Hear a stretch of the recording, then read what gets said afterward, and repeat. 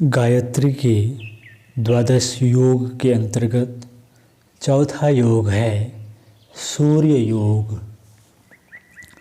सवितुः यह पद सूर्य योग की ओर संकेत करता है। साधक अंत में इस योग द्वारा ज्योतिर्मय हो जाता है। सूर्य तेज और प्रकाश का प्रतिनिधि है। इसे संसार की आत्मा कहा गया है क्योंकि परमाणुओं को गति तथा विकास की प्रेरणा सूर्य से ही मिलती है। शक्तियों के केंद्र सूर्य के साथ जब प्राण का योग होता है तो उसमें वे अनेक शक्तियां आविर्भूत होने लगती हैं जो सूर्य में मौजूद है।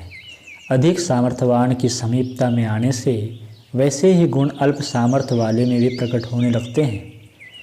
अग्नि के समीप रखने से सभी पदार्थ गर्म हो जाते हैं। बर्फ से जो भी वस्तु संलग्न रहेगी ठंडी होती जाएगी। यह ठीक है कि कोई वस्तु प्रभाव को कम मात्रा में और अधिक समय में ग्रहण करती है तथा कोई वस्तु अधिक मात्रा में और कम समय में ग्रहण कर लेती है। जैसे लकड़ी जितनी जल्दी अग्नि के प्रभाव में ग्रहण करती है उतनी जल्दी पत्थर नहीं करता। इसी विषमता को दूर करने के लिए सूर्य योग की आवश्यकता होती है। भगवान सूर्य की अनंत महिमामयी शक्तियाँ सबके लिए खुली पड़ी हैं, पर उसका उपयोग वे ही कर पाते हैं जो अपने आप को इस क्षमता से संपन्न कर लेते हैं। जिसके द्वारा वे शक्तियाँ अपने में आने लगें। धूप चारों ओर फैल रही है पर अपने घर के दरवाजे बंद हैं तो उस धूप का भीतर प्रवेश न हो सकेगा। यदि धूप को घर में भीतर लाने की इच्छा है तो दरवाजे और खिड़कियां खोल देनी पड़ेगी। उनके खुलते ही धूप निर्बाध गति से भीतर पहुंचने लगेगी। यही बात सूर्य शक्ति के संबंध में है। इस शक्ति की समीपता में पहुंचने का, उसके अनुकूल बनने का जितना ही हम प्रयत्न करते हैं उतना ही इन शक्तियों का प्रवेश अपने अंदर होने लगता है। सूर्य योग का उद्देश्य अपने को इस योग्य बनाना है कि सविता की शक्तियाँ अपने भीतर निर्बाध गति से प्रवेश कर सकें। जितनी भी भौतिक शक्तियाँ हैं वे सब सूर्य द्वारा स्पंदित होती हैं। वैज्ञानिक लोग जिन सूक्ष्म शक्तियों को प्रकृति के अंतराल में से ढूंढ कर निकाल रहे हैं वे सभी सूर्य द्वारा आविर्भूत हुई मानी जाती हैं। इस प्रकार सृष्टि के समस्त व्यवसाय सूर्य द्वारा संचालित माने जाते हैं क्योंकि उसी की किरणें विविध प्रक्रियाओं द्वारा उत्पादन, विकास और विनाश करती है। सूर्य से संबद्ध होने पर मनुष्य उन सब वस्तुओं पर भी अधिकार कर लेता है जो उसके मर्यादा क्षेत्र के अंतर्गत हैं। संसार की कोई भी वस्तु सूर्य मर्यादा से बाहर नहीं है, इसलिए कोई भी वस्तु ऐसी नहीं है जो सूर्य योग द्वारा प्राप्त न हो सकती हो। सूर्यवंशी राजा अपनी पैतृक शक्ति में सविता की शक्तियाँ सम्मिलित अनुभव करते थे। कुंती ने सूर्य शक्ति को आमंत्रित कर गर्भ धारण किया था और उससे कर्ण की उत्पत्ति हुई थी। दशरथ का वह पुत्रेष्टि यज्ञ जिससे 4 दिव्य गुण संपन्न बालकों की उत्पत्ति हुई थी सूर्य यज्ञ ही था। यज्ञों में अग्नि को आहुति देना भी सूर्य को भोजन कराना है। संतान, वृक्ष, वनस्पति, अन्न, पशु आदि का उत्पादन और आरोग्य, ये 2 बातें तो विशेष रूप से सूर्य शक्ति से संबंधित है। ये 2 प्रयोजन ऐसे हैं जिनके लिए भगवान सूर्य नारायण का आश्रय ग्रहण करना सफलता का एक प्रबल आध्यात्मिक आधार माना जाता है। रविवार का व्रत अपनी उपयोगिता के लिए प्रसिद्ध है। माताएं अपने संतान संबंधी विविध कामनाओं के लिए यह व्रत रखती हैं। गर्भ की पुष्टि एवं सुसंतति के लिए गर्भिणियां रविवार को व्रत रखा करती हैं। बालकों की निरोगिता, उनके अनिष्ट निवारण के लिए माताएं सूर्य की आराधना करती हैं। क्षीण स्वास्थ्य वाले अपनी कमजोरी तथा बीमारी को हटाने के लिए और स्वस्थ पुरुष बलिष्ठता प्राप्त करने के लिए रविवार का व्रत रखते हैं। रविवार का व्रत कुछ कठिन नहीं है। जो लोग पूर्ण स्वस्थ हैं वे निराहार रह सकते हैं। केवल जल पीकर रहना निराहार रहना कहा जाता है। दूध, दही, फल, साग सब्जी आदि पर रहना फलाहार है। जो निराहार या फलाहार पर भी नहीं रह सकते, वे एक समय एक अन्न का बना हुआ भोजन, एक दाल, साग या दूध, दही के साथ कर लें। नमक या मीठा उस भोजन में नहीं रहना चाहिए। इस प्रकार अस्वाद रहित सात्विक प्रकृति का भोजन एक समय करना भी अर्ध उपवास है। उपवास के दिन यह नित्य प्रति सूर्य को अर्घ देना, जल चढ़ाना, सूर्य का ध्यान करना, उसकी मानसिक परिक्रमा करना, नमस्कार करना, ओम सूर्याय नमः मंत्र का जप करना सूर्योपासना के साधारण उपकर्म है। इन्हें हर कोई आसानी के साथ प्रतिदिन कर सकता है। उपवास के दिन तो इनका उपयोग नित्य ही करना चाहिए। सूर्य नमस्कार का व्यायाम हम अपनी प्रत्यक्ष फलदायिनी साधना पुस्तक में लिख चुके हैं। उस रीति से सूर्य नमस्कार का व्यायाम करते रहने से स्वास्थ्य में आश्चर्यजनक प्रगति होती है। अगले क्रम में हम जानेंगे सूर्य स्नान के विषय में। सूर्य स्नान। धूप में सिर ढककर नंगे शरीर लेटना रोगों के निवारण के लिए बहुत अच्छा उपचार है। इसके क्षय तक चला जाता है।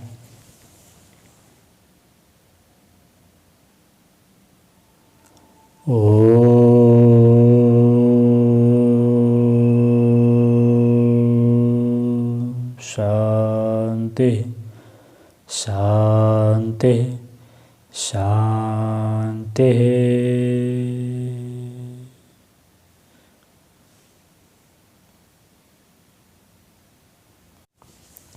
सूर्य स्नान। धूप में सिर ढककर नंगे शरीर लेटना रोगों के निवारण के लिए बहुत अच्छा उपचार है। इससे क्षय तक चला जाता है। धूप में रखकर गर्म किया हुआ जल स्नान करने के लिए एक उपयोगी औषधि के समान है। वस्त्रों को धोकर धूप में सुखाना उनकी शुद्धि का एक बहुमूल्य तरीका है। कहते हैं कि जिन घरों में धूप पहुंचती है उनमें डॉक्टर नहीं पहुंचते। डॉक्टर न पहुंचने का अर्थ है रोग का न पहुंचना। भगवान भास्कर की किरणों में रोग कीटाणुओं को नाश करने की अद्भुत शक्ति है। मनुष्य सूर्य के संपर्क में जितना ही रहेगा उतना ही अस्वस्थता से बचा रहेगा। प्रकृति के सभी जंतु अपने पिता सूर्य नारायण के सम्मुख नंगे वदन फिरते हैं, उनके समीप रहते हैं। यही कारण है कि वे रोगी नहीं होते। हमारे पूर्वज भी लज्जा निवारण के लिए वस्त्रों के अतिरिक्त अपने दैनिक जीवन में अन्य वस्त्रों को धारण नहीं करते थे।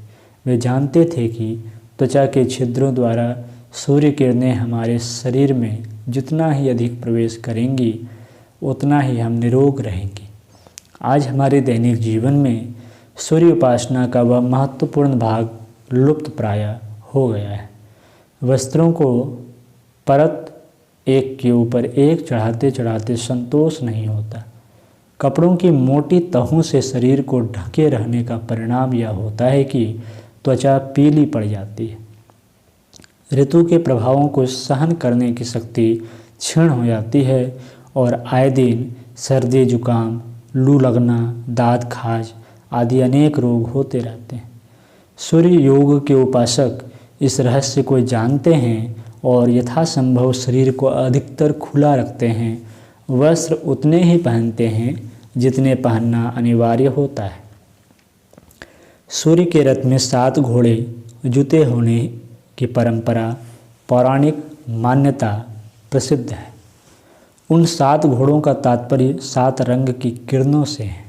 भगवान भास्कर की जो असंख्य किरणें भूमंडल पर आती है उनमें 7 रंग होते हैं। वे रंग इंद्रधनुष में दिखाई देते हैं और उन्हें बिल्लौरी कांच की तिरछी कटी हुई पट्टियों में भी देखा जा सकता है।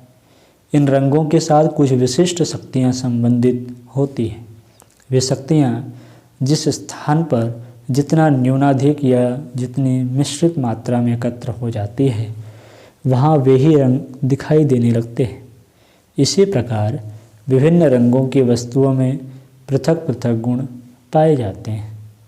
पाश्चात्य वैज्ञानिकों ने मनुष्य के मस्तिष्क से निकलकर उड़ने वाले विचारों को सूक्ष्मदर्शक यंत्रों की सहायता से देखा है। उनने विभिन्न प्रकार के विचारों के रंग और स्वरूप देखे।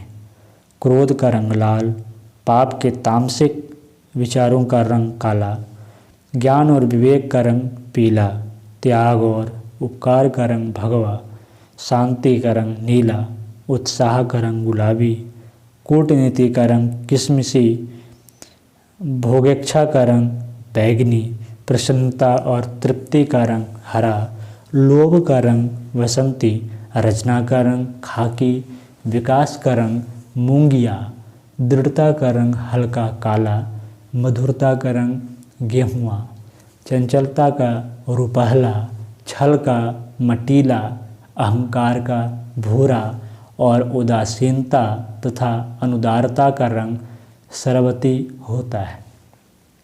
रंगों में प्राप्त होने वाली ये वृत्तियाँ सूर्य की किरणों से आती हैं, क्योंकि प्रत्येक किरण अपने साथ कुछ भौतिक और कुछ आध्यात्मिक प्रभाव रखती है।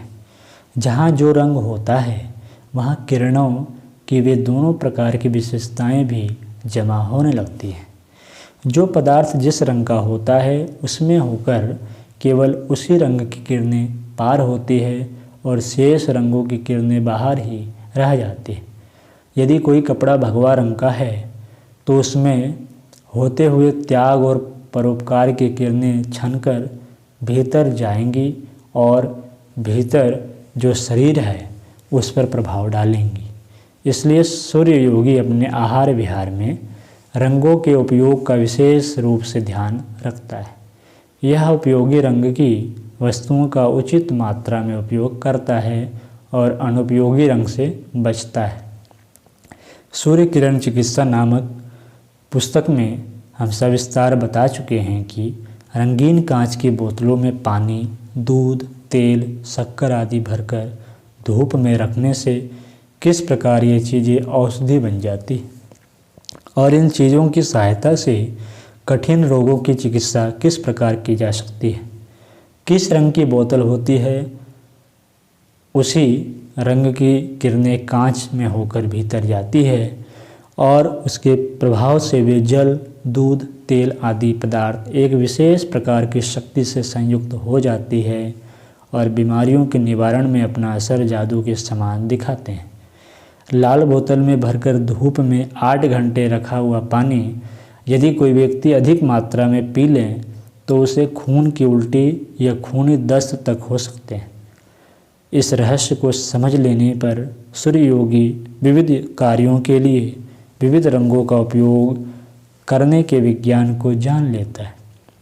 वह भोजन, वस्त्र, औषधि, मकान की पुताई, पर्दे, चित्र, पात्र, सवारी के उपयोग में आने वाले पशु, औजार में प्रयोग होने वाले पदार्थ आदि के रंगों में वैसी व्यवस्था करता है जो अपने लिए उपयोगी पड़े। किन्हीं कठिनाइयों का निवारण और आवश्यकताओं का तुष्टिकरण करने के लिए वह इस रंग विज्ञान का बड़ा उपयोग करता है। अमुक रंग की वस्तुओं का त्याग कर देने और अमुक अंग का अधिक मात्रा में उपयोग करने से ही वह ऐसे ऐसे महत्वपूर्ण लाभों को उठा लेता है जो अन्य रीतियों से मिलने कठिन थे। वर्ण विज्ञान भी सूर्य योग का एक प्रधान अंग है। सूर्य चक्र का भेदन, जागरण और प्रस्फुरण यह योग की एक गुप्त क्रिया है।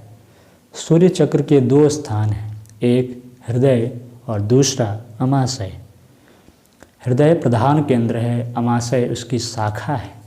इसलिए अमाशय में स्थित सूर्य चक्र को उपचंद्र या चंद्र चक्र भी कहते हैं।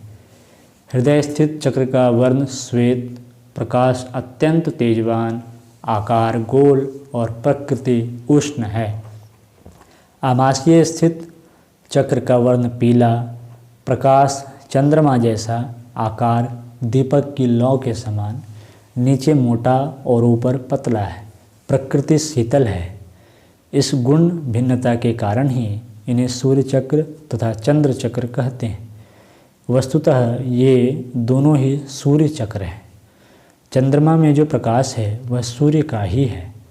जब सूर्य की किरणें चंद्रमा पर नहीं पड़ती तो उस बेचारे का अस्तित्व तक दिखाई नहीं पड़ता। सूर्य योगी अपनी किन्हीं शक्तियों को विकसित एवं उत्तेजित करने के लिए सूर्य चक्र का आश्रय लेता है और किन्हीं अनावश्यक वृत्तियों को शांत एवं समाप्त करने के लिए चंद्र चक्र का उपयोग करता है। स्वस्थ और शांत चित्त से इन चक्रों का ध्यान करने पर शरीर और मन में उष्णता एवं शीतलता की वृद्धि होती है। जब शरीर में गर्मी की अधिकता हो तो चंद्र चक्र का ध्यान करने से उसका शमन होता है, और जब सर्दी का बाहुल्य हो तो सूर्य चक्र का ध्यान करते ही नाड़ियों में उष्णता दौड़ने लगती है। जिस भावना को उत्तेजित करना हो, बढ़ाना हो, उस भावना को मन में धारण करते हुए सूर्य चक्र का ध्यान किया जाता है, और जो वृत्ति शांत करनी हो उसको भावना क्षेत्र में रखते हुए अमाशय में चंद्र चक्र का ध्यान किया जाता है तो लगातार शांति बढ़ती जाती है। उग्रता और उत्तेजना निरंतर घटती चलती है। इस प्रक्रिया से सूर्य योगी अपने मानसिक संतुलन को ठीक करता रहता है और जीवन की प्रगति को अव्यवस्था से बचाकर व्यवस्था की ओर ले जाता है। सूर्य योग की अनेक शाखाएं हैं। यह एक महान विज्ञान है जिसके आधार पर वस्तुओं का रूप तक बदला जा सकता है। स्वामी विशुद्धानंद जी सूर्य शक्ति से एक फूल को दूसरे फूल की शक्ल में बदल देते थे। उनका कहना था कि इसी प्रकार संसार की समस्त वस्तुएं एक आकृति से दूसरी आकृति में बदली जा सकती है। अमुक तत्व के परमाणुओं की अमुक मात्रा हटा देने और उसमें अमुक तत्व की अमुक मात्रा मिला देने से पदार्थ का दृश्य रूप बदल जाता है। तत्वों और उनके परमाणुओं पर सूर्य की संचालक सत्ता का नियंत्रण है। इसलिए सूर्य शक्ति द्वारा प्रत्येक वस्तु में हेरफेर हो सकता है। सूर्य योग अद्भुत योग है। वह अभ्यास, प्रयत्न और धैर्य के साथ अविचल साधना करने से सिद्ध होता है। साधना के रहस्य पुस्तकों में प्रकाशित नहीं किए जाते। उनमें तो अंगुली निर्देश मात्र ही रह सकता है। इस रहस्य को अनुभवी शिक्षक केवल अधिकारी साधकों को बताते हैं।